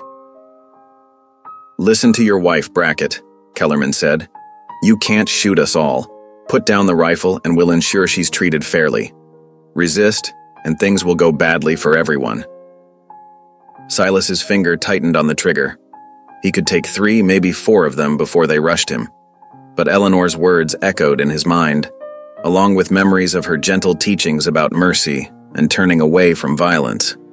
"Please," Eleanor repeated softly, "remember what we spoke of. There's been enough death in these mountains." The moment stretched like pulled taffy, tension crackling in the air. Then, slowly, Silas lowered his rifle. "Smart choice," Kellerman nodded. "Mrs. Brackett will be held in town until arrangements can be made for her departure. Don't try anything foolish." They mounted up quickly, 2 men keeping firm holds on Eleanor's arms as they lifted her onto a horse. She sat straight-backed, her silver hair catching the morning light, eyes locked with Silas's until the last moment. The mob rode out, taking Eleanor with them, leaving churned mud and silence in their wake. Silas stood rooted, his rifle hanging useless at his side, watching until they disappeared around the bend.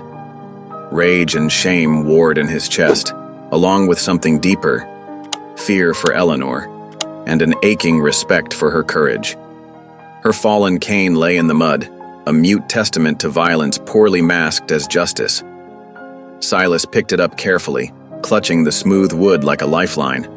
The morning sun continued to rise, indifferent to the drama below, while Silas stood alone in his yard, torn between the burning need for revenge and the harder path of wisdom Eleanor had shown him. Thunder rumbled in the distance, another storm approaching, or perhaps just an echo of the one that had passed. Either way, Silas knew in his bones that this day's troubles were far from over. Seeking another way.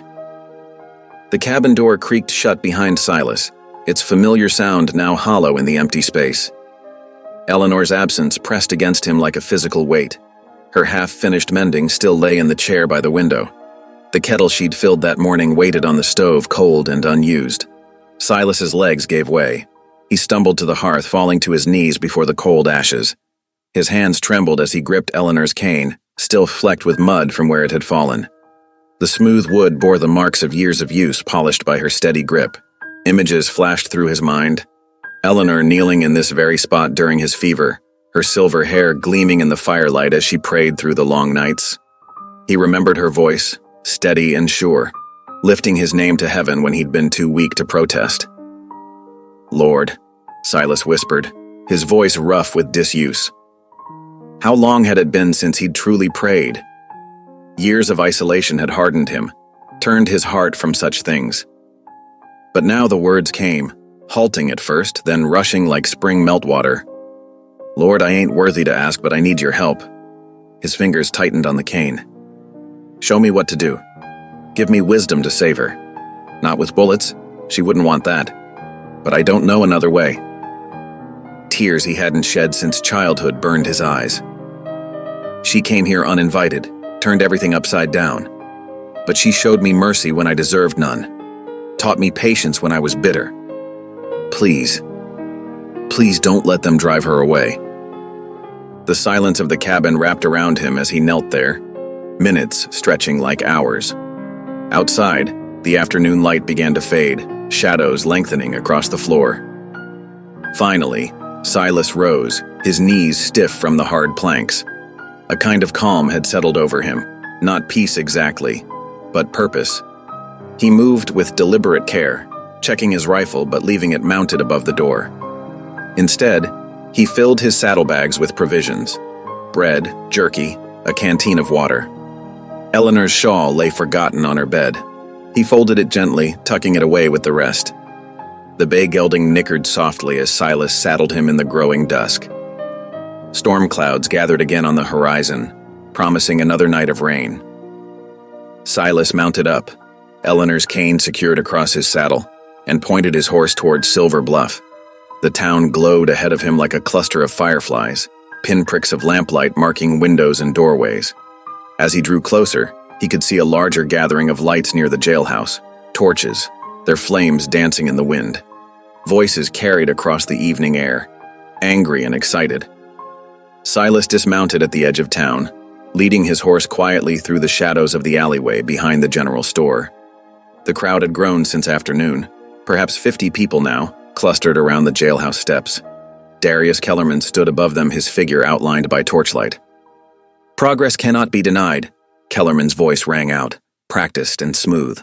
"The railroad brings prosperity to all, but there are those who would stand in its way, who sympathize with savages over civilization."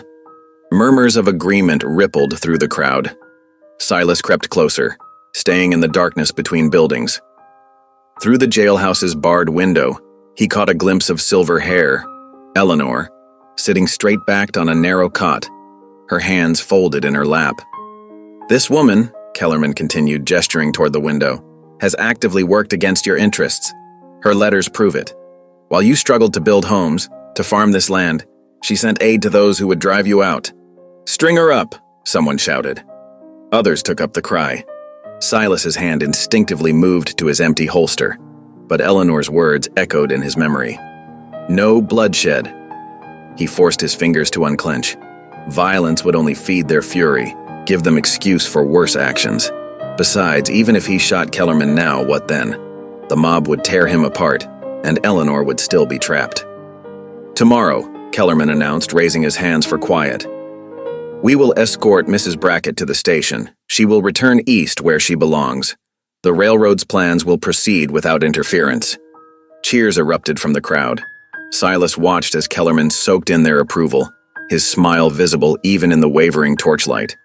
The railroad agent was playing them like a fiddle, stoking their fears and prejudices for his own gain. A drop of rain struck Silas's cheek. Others followed, pattering on the wooden walkways and raising dust from the street. The crowd began to disperse, seeking shelter from the weather. Kellerman descended the jailhouse steps, accepting handshakes and backslaps as he went. Silas waited until the last townspeople had gone, leaving only 2 armed guards posted at the jailhouse door. The rain fell steadily now, dampening the torches until they sputtered and died. Through the window he could still see Eleanor. She had not moved from her position, but her lips moved silently, praying, he knew, though whether for herself or her captors he couldn't tell.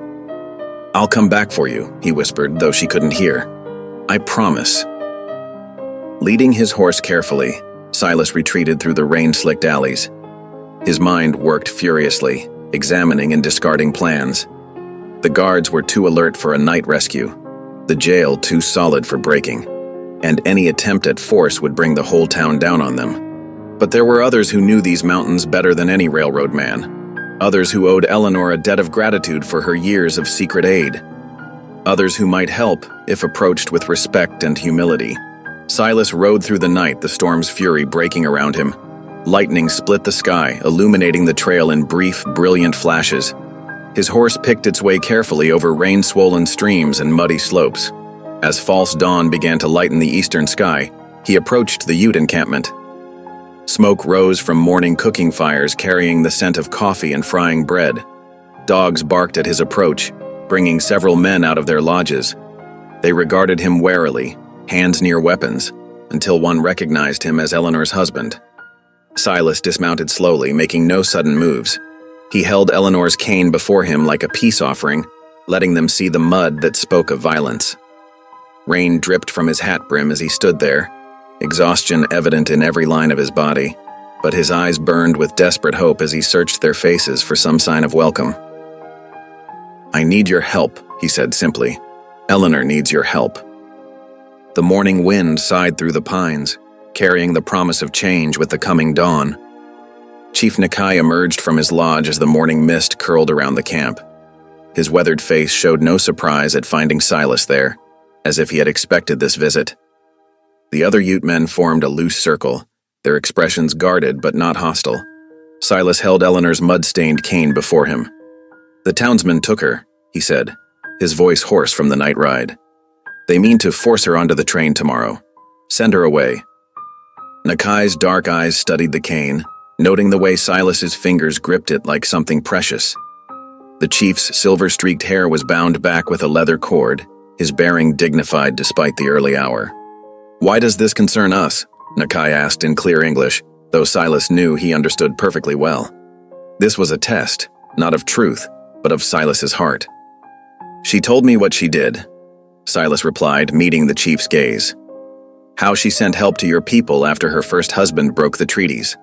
How she learned your language to bridge what others destroyed. He swallowed hard.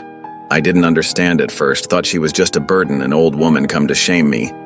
But she showed me a better path. The morning wind stirred the lodge poles, making the canvas walls flutter. Somewhere in the camp, a baby cried and was hushed. Nakai remained silent, waiting. I ain't asking for warriors, Silas continued. She wouldn't want violence. But if enough of your people came with me, showed the town that she has friends among the Ute, maybe they'd think twice about what they're doing. An older woman emerged from a nearby lodge, her silver hair bound in braids. She spoke rapidly to Nakai in their language, gesturing at Eleanor's cane. Silas caught the word for medicine, though he understood little else. Nakai nodded slowly. Many winters ago, when fever struck our camp, supplies came in the night. Blankets, medicine, food for the sick. We did not know then it was Eleanor Whitcomb who sent these things. He touched the cane gently. Later, more help came, always through others, never directly. But we knew someone among the whites remembered their promises. She never told me that part, Silas said softly. Number she would not boast of kindness.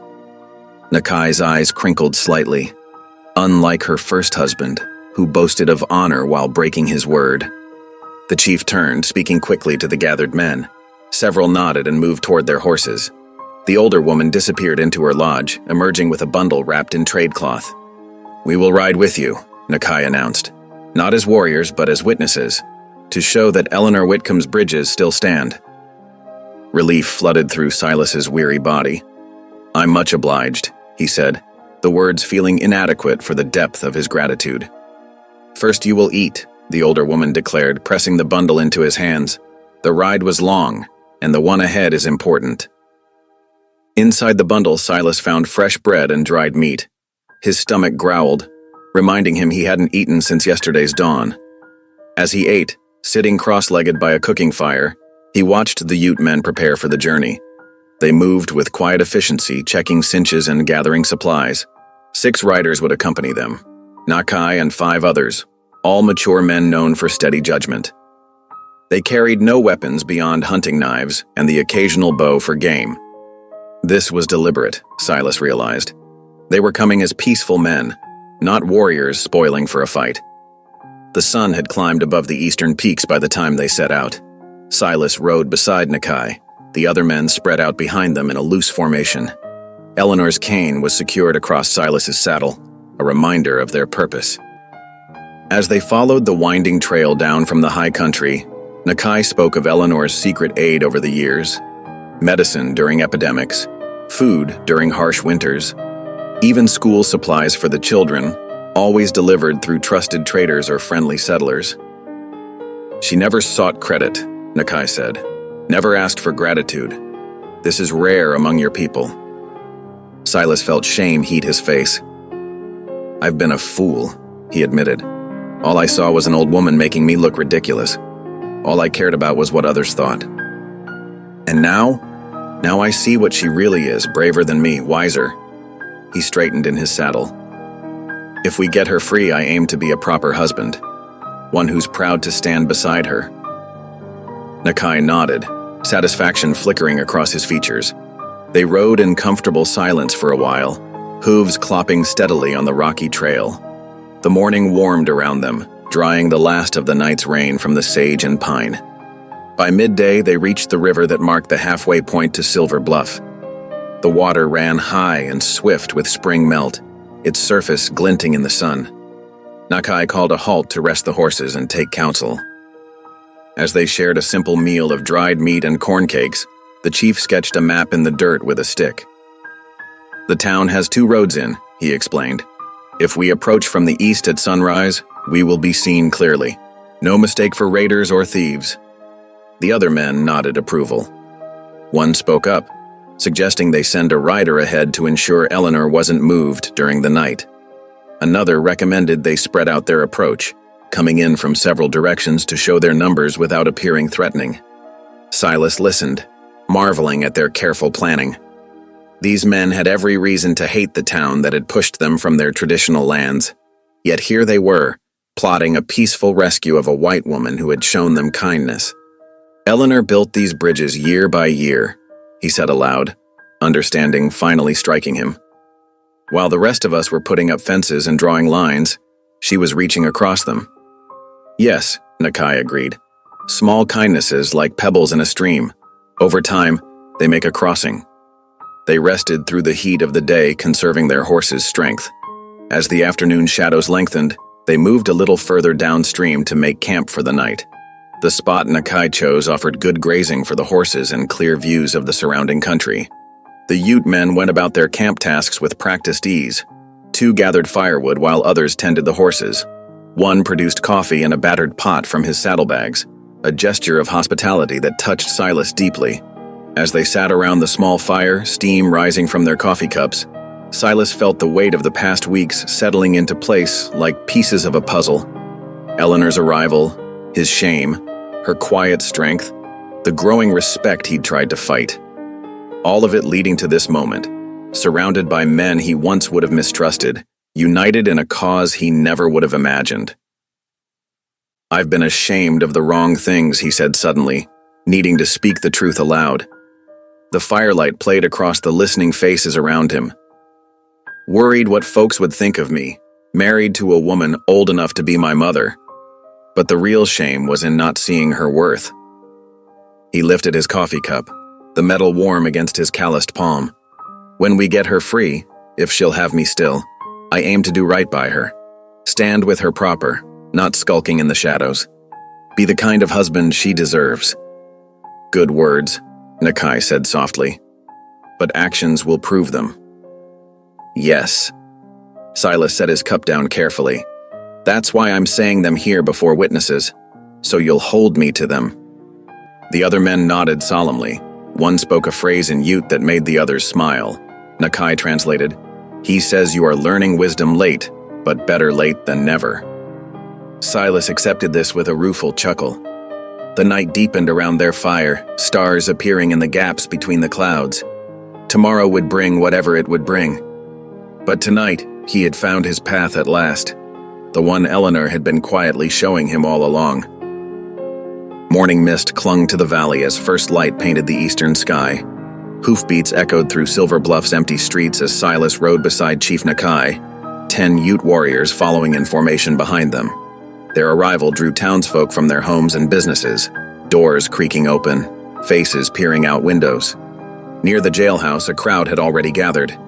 Through gaps between shoulders, Silas spotted Eleanor. They'd bound her hands and made her stand in the morning chill. Yet she held her head high, silver hair gleaming in the dawn light. His heart clenched at the sight, but pride filled him too. Even now, she showed more dignity than her captors. Darius Kellerman stood nearby, his fine coat dusty from the night's activities. The railroad agent's smug expression faltered as he registered the approaching riders. Whispers rippled through the crowd. Women pulled children close. Men reached for weapons, then thought better of it as they counted the calm, determined faces of the Ute warriors. Silas dismounted first, his boots striking dirt with purpose. Chief Nakai followed, his movements deliberate and regal. The other warriors remained mounted, forming a loose circle around the scene. "What's the meaning of this?" Kellerman demanded, but his voice wavered. "You bring savages to threaten decent folk?" "No threats here," Silas said clearly, projecting so all could hear. "Just truth-telling, which seems overdue in Silver Bluff." He strode forward, ignoring the mutters and sideways glances. The crowd parted before him, sensing something had changed in the mountain man they thought they knew. Gone was the shame-faced trapper who'd hidden from their mockery. In its place stood a man who'd found his backbone. "First truth," Silas announced, stopping beside Eleanor. "This woman is my wife, not just by paper, but by my free choice." He met her eyes, saw them brighten with unshed tears. "I'm proud to claim her before God and all of you." Someone snickered, but the sound died quickly as Chief Nakai moved to stand beside Silas. The chief's presence commanded attention, his weathered face carrying the weight of decades of broken promises and enduring wisdom. "Second truth," Silas continued, pulling papers from his vest. "These documents, verified by your own clerk Rowley, prove Eleanor's legal claim to this land.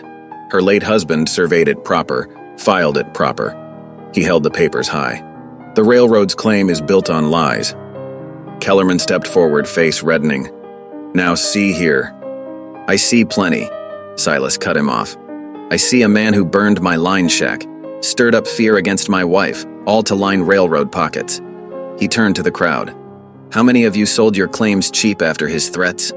How many believed his tales about progress and prosperity? Uneasy glances passed between townspeople. More than a few looked away, shame-faced. Let my wife speak, Silas said. She's earned that right. He moved to untie Eleanor's bonds, but Pastor Bellamy stepped forward. Wait, she's been spreading dangerous ideas, sympathizing with... With who, Pastor? Eleanor's voice rang out clear and strong, though her wrists remained bound. With people who've suffered broken treaties? With widows and orphans? Are these the dangerous ideas you fear? The pastor faltered. Eleanor continued, her words carrying across the hushed square. 20 years ago, my first husband commanded cavalry troops here. He broke sacred promises, attacked peaceful camps. Pain etched her features. I watched him betray his own honor, watched him bring death where there should have been peace. She straightened, meeting the crowd's gaze. Since then, I've tried to heal what he destroyed. Not with grand gestures, but with small mercies. Blankets for the cold, medicine for the sick, seeds for spring planting. Chief Nakai stepped forward, raising his hand for attention. When he spoke, his voice carried authority earned through years of protecting his people. This woman speaks truth. When others turned their backs, she remembered our widows, our children. Year after year, her gifts came. Not to buy favor, but to heal old wounds. His dark eyes swept the crowd. She honors the treaties your leaders forgot. She builds bridges where others dig trenches. Kellerman tried once more to seize control. Don't let them fool you.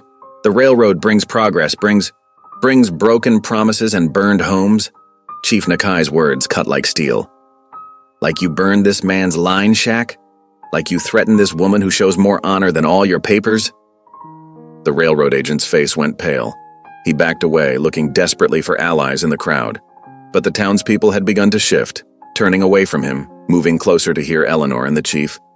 Silas stepped behind Eleanor, untying her bonds with gentle hands. She rubbed her wrists, then straightened her shawl with quiet dignity. When she spoke again, her voice carried no bitterness. I came west not just as a bride, but as a bridge builder. This land needs healing, not more division. It needs truth-telling, not greed's lies. She looked at Silas with deep affection. My husband has learned this, perhaps others can too. The morning sun had climbed higher, burning away the mist. In its clear light, Kellerman's fine clothes looked shabby, his promises hollow. He began edging toward his horse. Someone in the crowd called out, "Shame on you, Kellerman!" Threatening a grandmother, burning honest folks' property. Another voice joined in. Run back to Denver. Tell your railroad bosses they can't buy Silver Bluff's soul. The mood shifted like wind before a storm. Kellerman scrambled onto his horse, spurring it hard. Jeers followed him as he galloped out of town, leaving only dust and discredited lies behind. Silas took Eleanor's hand, holding it high for all to see. My wife, he declared again, pride ringing in his voice. My chosen partner. Chief Nakai nodded approval. The Ute warriors sat straighter in their saddles, honoring the moment. Slowly the crowd began to disperse, many pausing to nod respectfully to Eleanor or touch their hats to the chief.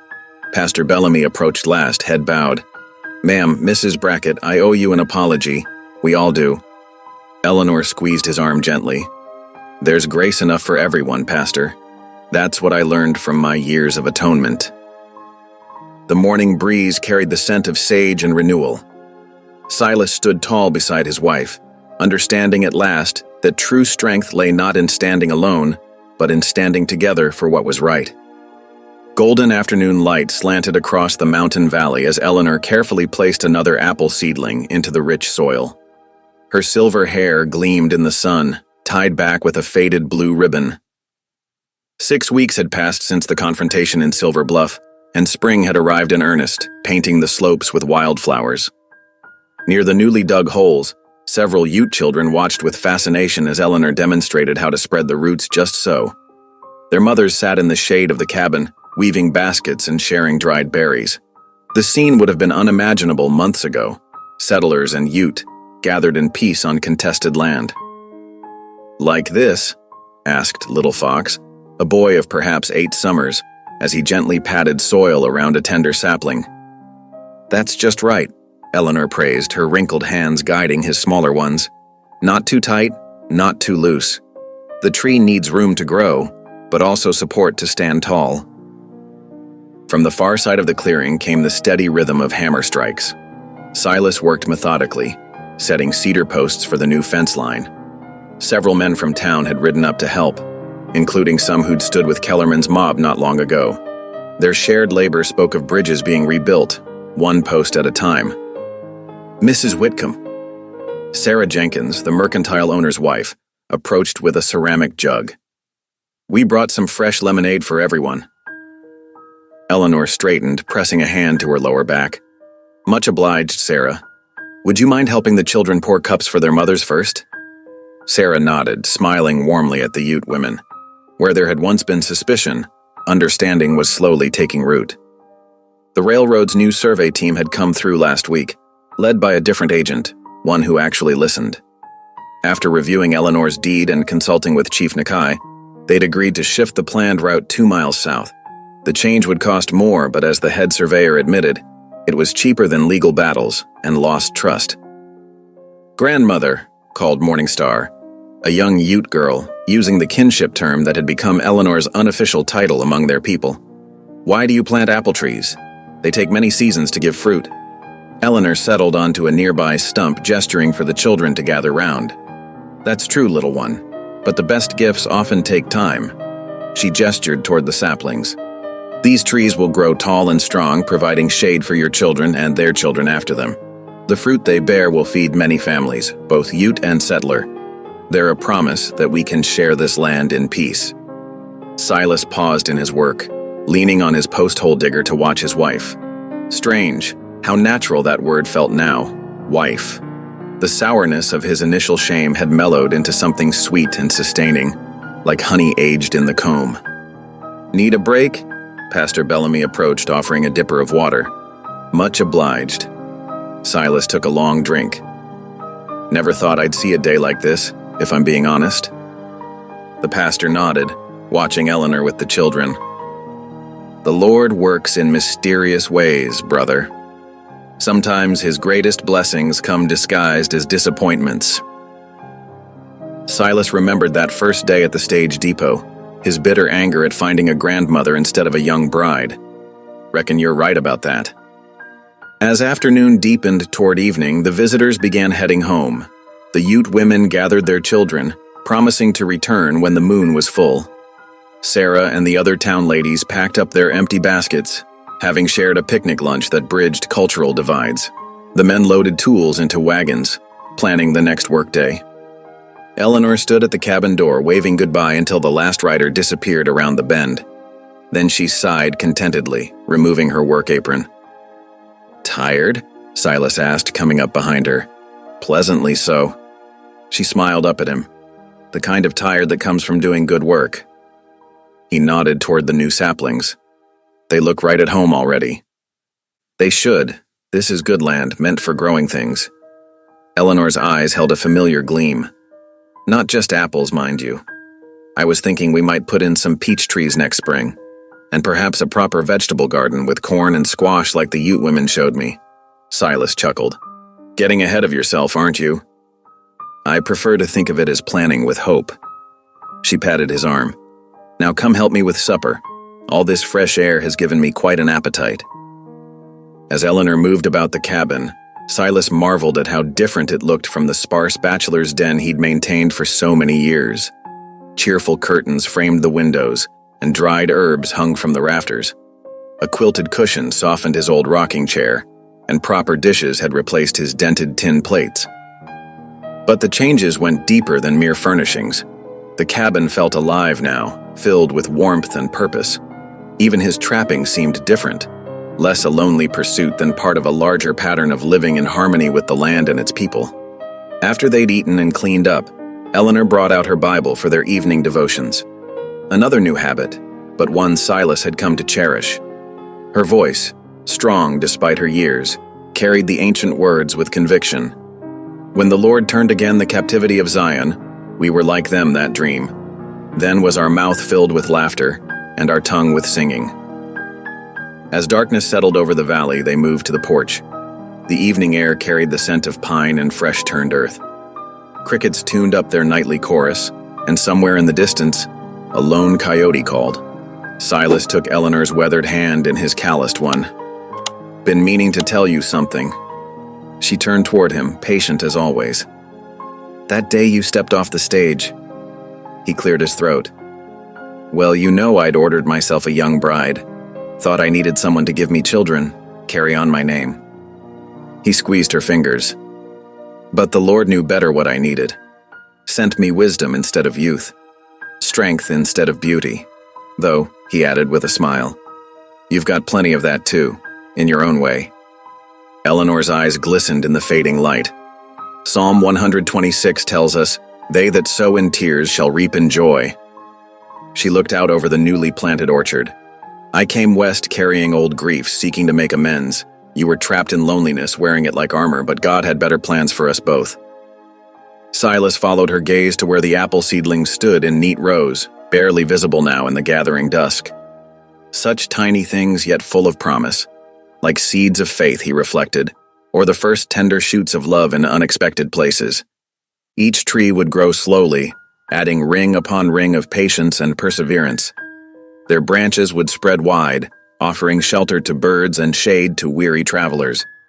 Their blossoms would perfume spring air for generations to come, and their fruit would feed both friend and stranger. But most precious of all, they would stand as living testimony to the power of second chances, to the mystery of grace that could turn grief to joy, enemies to neighbors, and two wounded souls into healing partners. Eleanor leaned against his shoulder, humming softly, an old hymn he'd come to recognize. Silas wrapped an arm around her, grateful beyond words for this woman who had taught him to see with new eyes. Together they watched the first stars appear, their silver light blessing the valley like promises waiting to be fulfilled. Thank you for listening. Stories connect us in the most unexpected ways. If you felt that spark today, make sure you're subscribed. I share a new one daily, and the next might change your day.